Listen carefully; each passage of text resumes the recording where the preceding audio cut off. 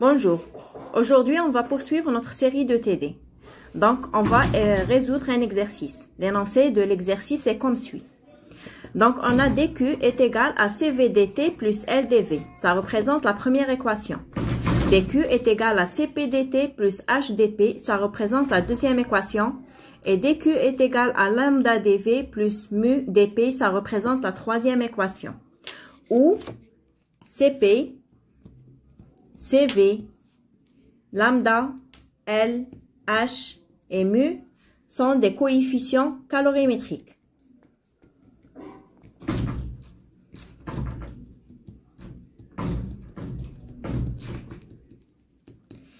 Donc, l'exercice, la question est comme suit.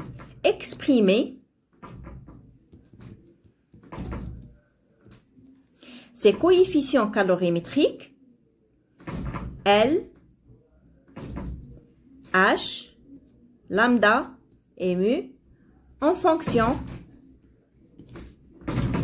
de CP, de CV, de DT sur DV à P constant et de DT sur DP à V constant.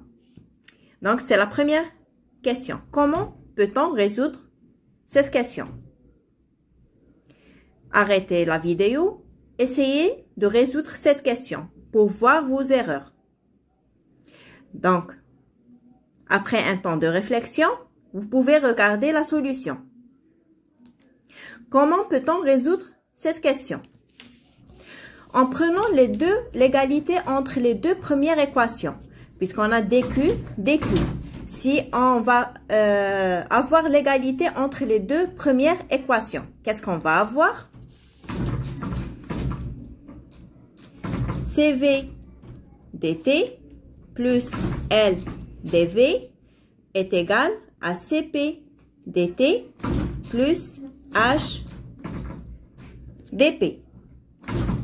On va faire sortir le dt en facteur et on va ramener le dV et le dP dans le même côté. Donc, qu'est-ce qu'on va avoir? dt fois CV moins CP est égal à moins L dV plus H dP. Donc, dt est égal à moins L CV moins CP dV plus H CV moins CP dP. On peut l'écrire autrement. dt est égal à L sur CP moins CV dV plus H CV moins CP dP. Donc, on va retenir cette équation. On va la laisser à part. dt, on peut l'écrire en fonction des deux variables V et P. Donc, dt est égal à dt partiel par rapport à V en prenant P constante dV plus dt par rapport à P à V constant dP. Donc, on varie en fonction de P et de V, en fonction des deux variables de notre équation. La première variable en fonction de V, la deuxième variable en fonction de P. Et on va voir l'égalité entre les deux équations. Puisque c'est la même équation, dt est égal à dt. Donc, qu'est-ce qu'on va avoir? LCP moins CV est égal à dt dv à P constant. Et quoi encore? H sur CV moins CP est égal à dt sur dP à V constant. Donc, je vais écrire l'égalité. dt sur dV à P constant est égal à L sur CP moins CV. Donc, on peut tirer le L qui est égal à CP moins CV fois dt sur dV à P constant. Quoi encore? La deuxième égalité. Donc, H sur CV moins CP est égal à DT sur DP à V constant. On tire le H. Donc, H est égal à CV moins CP DT sur DP à V constant. Donc, on a pu déterminer le L et le H. On va faire la même chose pour déterminer le mu et le lambda. Donc, pour déterminer le mu et le lambda, on va faire l'égalité entre la première et la troisième équation. Donc, retenez la première et la troisième équation. Donc, si on va faire l'égalité, qu'est-ce qu'on va trouver? CV dt plus L dv est égal à lambda dv plus mu dp. On va faire le dt en facteur et on va mettre les dv ensemble et le dp à part. Donc, qu'est-ce qu'on trouve? dt est égal à lambda moins L sur CV fois dV plus mu dP. Donc, retenez cette équation. On va écrire maintenant dt en fonction de dV et dP. Donc, dt est égal dt par rapport à dV à P constant dV plus dt par rapport à dP à V constant dP. En tenant l'égalité entre les deux équations, qu'est-ce qu'on trouve? On trouve ce facteur est égal à dt sur dv à P constant et que mu est égal à dt sur dP à V constant. Donc, qu'est-ce qu'on a? On a mu est égal à dt sur dP à V constant. Pardon, mu sur CV. Mu sur CV. Puisqu'on a divisé sur le CV, mu sur CV. Puisqu'on a divisé le CV sur le DV et sur le DP. Donc, mu sur CV. Donc, mu sur CV est égal à DP sur DT sur DP à volume constant. Donc, mu est égal à DT sur DP à volume constant fois CV. Maintenant, la deuxième égalité. Lambda moins L sur CV est égal à dt sur dv à P constant. L, on l'a déjà déterminé auparavant. Donc, on va le remplacer, on va le transvaser de l'autre côté. On va remplacer par sa valeur qui a été déjà déterminée auparavant et on peut calculer le lambda. Donc, lambda est égal à CV dt sur dv à P constant plus L. Or, L est égal à CP moins CV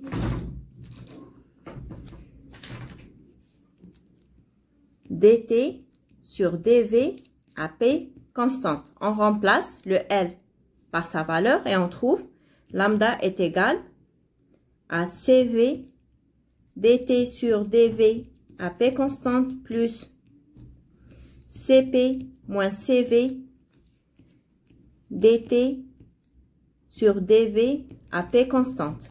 Donc, on va faire sortir le dt sur dp avec sur dv à P constante en facteur. Qu'est-ce qu'on trouve? CP, CV plus CP moins CV. On va faire, on va éliminer les CV et qu'est-ce qu'on va trouver? On va trouver que lambda est égal à CP dt sur dv à P constante. Donc, on a pu déterminer les 4 coefficients calorimétriques L, H, lambda et mu en fonction de CP, CV et de la variation de la température en fonction et du volume et de la pression. Maintenant, on passe à la deuxième partie de la question.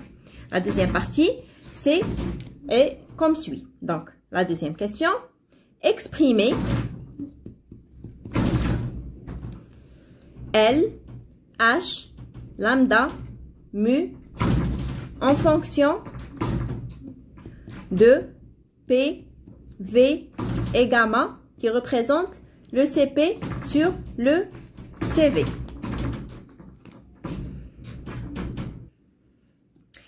Et tout ceci pour un gaz parfait. Donc, la loi des gaz parfaits, PV est égal à RT.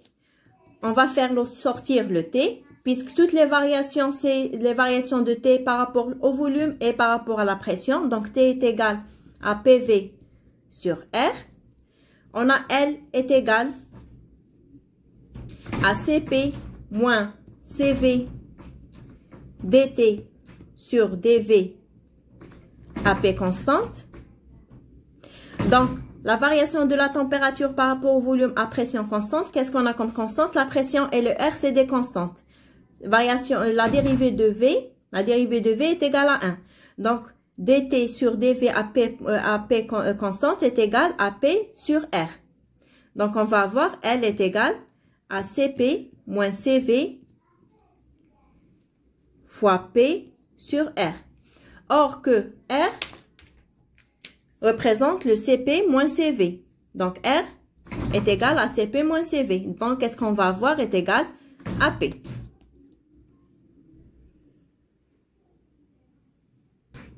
Maintenant, on passe au deuxième coefficient calorimétrique. H est égal à CV moins CP fois DT sur dP à volume constant. Or que T est égal à PV sur R. Donc, DT sur dP à volume constant, qu'est-ce qu'on a comme constante? V et R, c'est des constantes. La dérivée de P est égale à 1. Donc, est égal à V sur R. Donc, H est égal à CV moins CP fois V sur R. Or que R est égal à CP moins CV. Donc, ce facteur est égal à moins R. Donc, qu'est-ce qu'on trouve? On trouve que H est égal à moins V.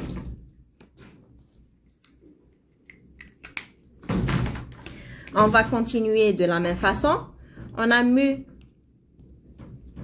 est égal à CV dt sur dP à V constant. On a bien dit que dt sur dP à V constant est égal à V sur R. Donc, est égal à V fois sur R fois CV. Donc, est égal à V fois CV. Le R est égal à CP moins CV. On peut l'écrire autrement. Donc, CV sur CP moins CV sur CV. Si on inverse, on trouve V sur C fois CV sur CP moins CV est égal à V. CP sur CV est égal à gamma moins 1. Donc, on a pu déterminer le mu qui est égal à V sur gamma moins 1. Il nous reste le lambda.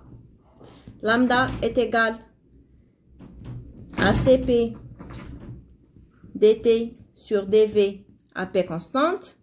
T est égal à PV sur R. Donc, dt sur dV à P constante est égal.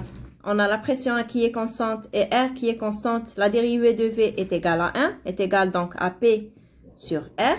Si on remplace, on trouve lambda est égal à CP fois P sur R, qui est égal à R sur CP moins CV sur CP. Donc, on a inversé. Si on inverse, on trouve R fois CP sur CP moins CV qui représente le R. Donc, qui est égal à R sur 1 et CP sur CV représente 1 sur gamma. Donc, qui est égal à R sur gamma moins 1. Donc, et on a pu déterminer le lambda en fonction du R et du gamma. De cette façon, on a terminé le premier exercice. Maintenant, on passe au deuxième exercice. L'énoncé de l'exercice. est comme suit. Donc, exo 2. Démontrer si on a deux sources de chaleur.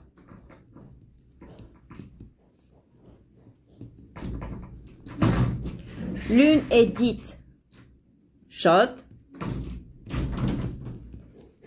et elle représente la température Tc. L'autre est dite froide et elle représente la température Tf. On a au début de notre au début de notre système, Tc est supérieur à Tf. On a la température de la source chaude est supérieure à la température de la source froide. Donc, démontrer que il va y avoir échange de chaleur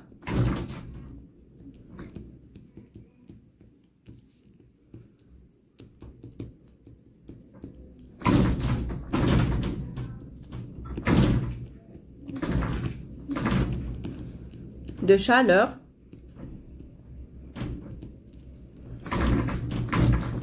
la source chaude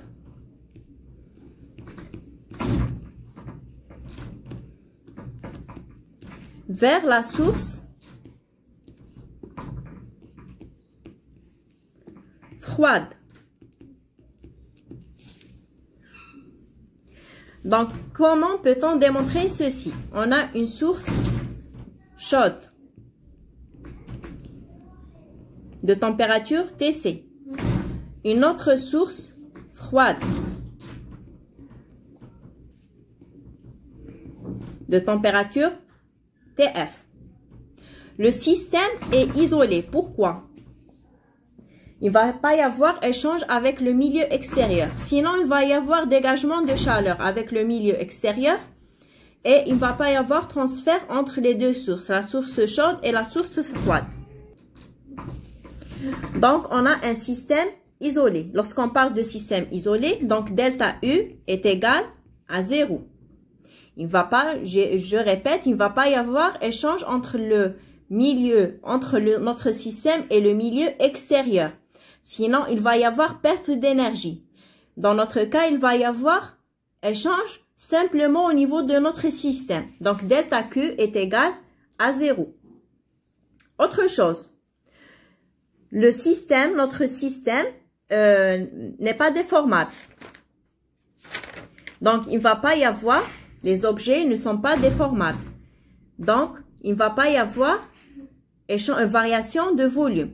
Donc, puisque le système est isolé, delta U est égal à 0. Or, delta U est égal à dQ plus dW. dW est égal à 0. Pourquoi? Les objets ne sont pas déformables, ils sont indéformables. Donc, il ne va pas y avoir variation de volume. Puisque dW est égal à PdV et il ne va pas y avoir variation de volume. Donc, dW est égal à 0. Qu'est-ce qu'il nous reste? dQ.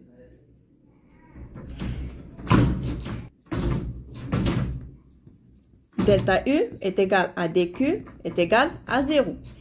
Et qu'est-ce qu'on a?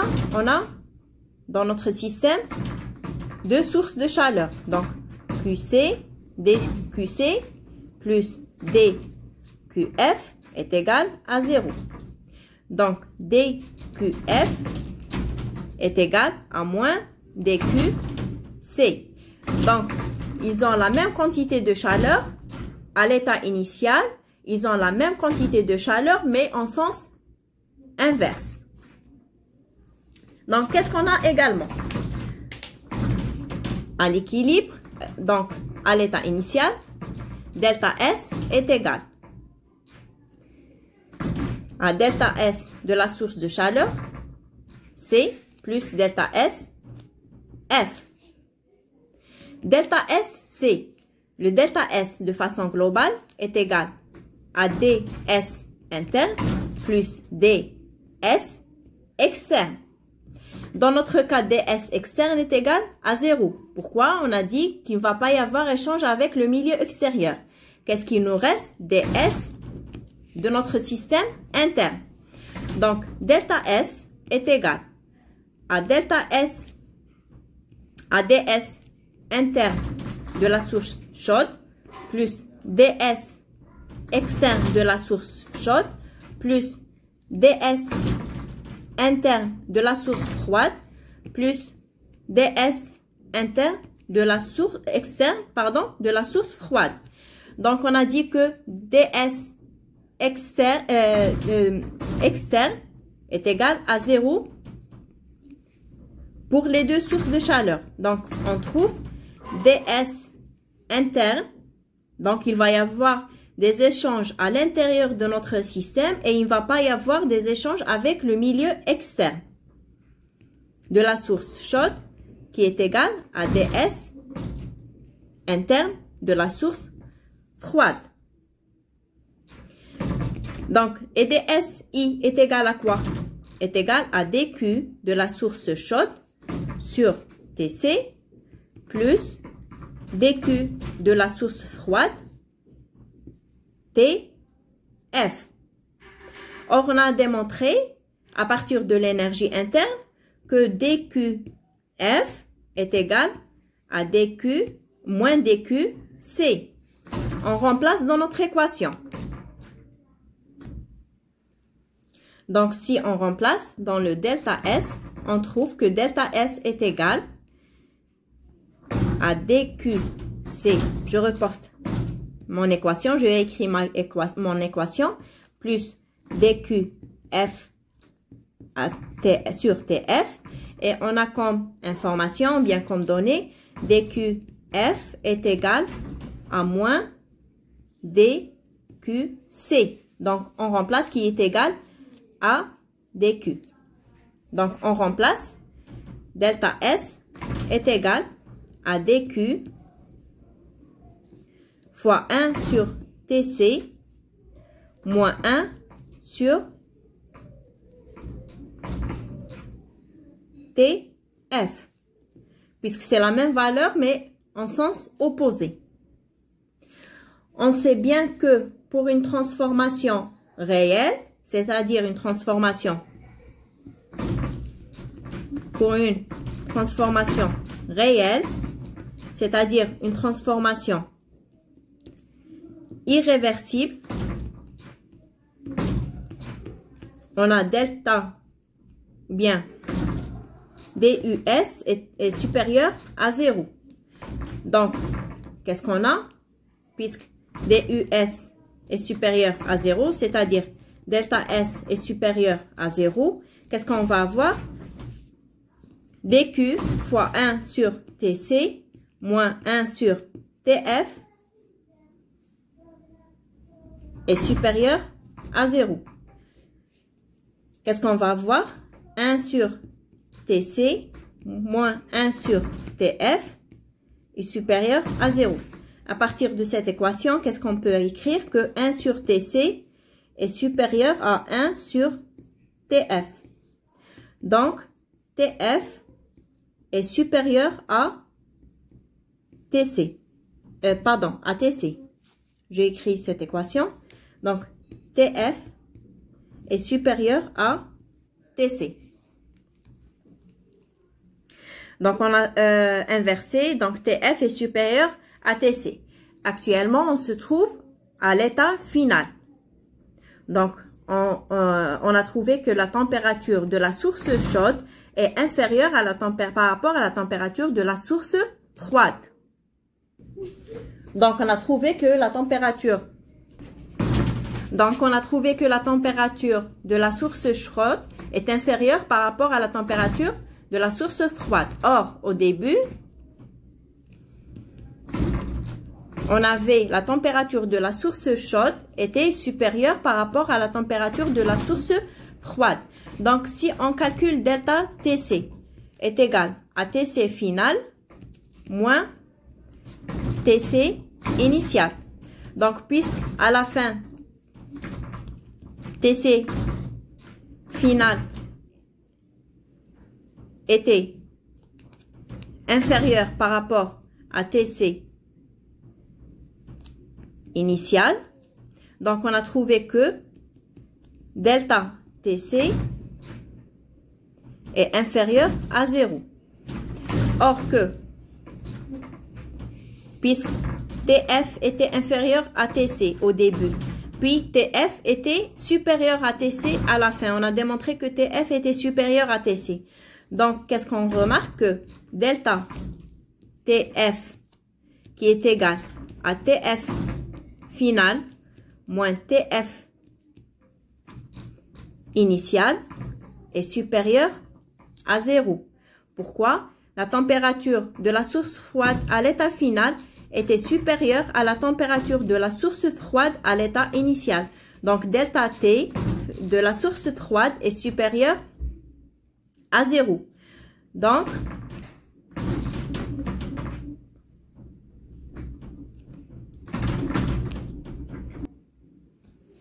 on a delta Q est égal à mCp delta T. Dans le cas de la source chaude, delta TC est inférieur à 0. Donc, puisqu'on a M et Cp sont supérieurs à 0, c'est des valeurs positives. Donc, delta Q de la source chaude est inférieur à 0. Pour la source froide, delta TF est supérieur à 0. M et Cp sont des valeurs positives. Donc, delta QF est supérieur à 0. Donc, on a démontré que la source chaude,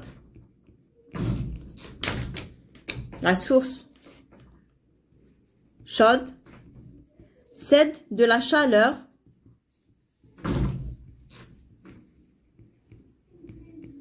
à la source froide.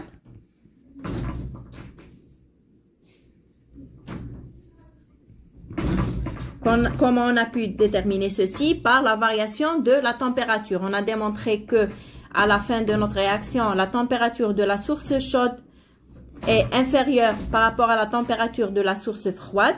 Et on a démontré également que delta Q est inférieur à 0.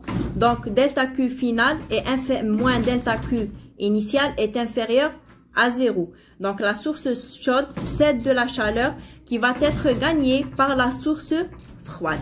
J'espère que c'était clair et explicite. Je vous remercie pour votre attention.